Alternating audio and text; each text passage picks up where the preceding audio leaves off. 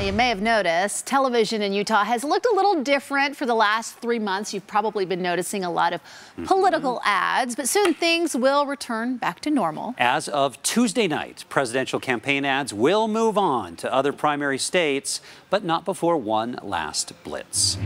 We hear this a lot. I'm Mike Bloomberg, and I approve this message. This week, we're getting just as much of this. I'm Bernie Sanders, and I approve this message. I'm Elizabeth Warren, and I approve this message.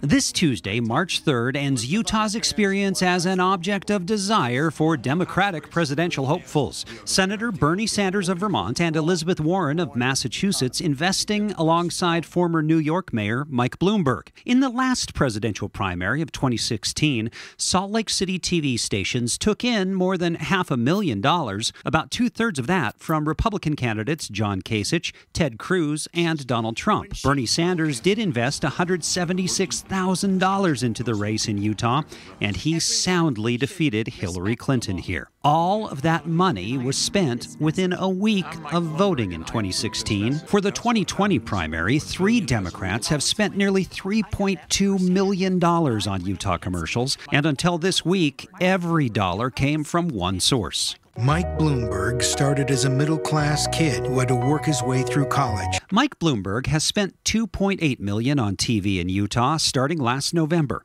Bernie Sanders and Elizabeth Warren's ads try to make that a negative. That's what happens when billionaires are able to control the political system. Sanders and Warren are spending about $350,000 put together, all of that this week.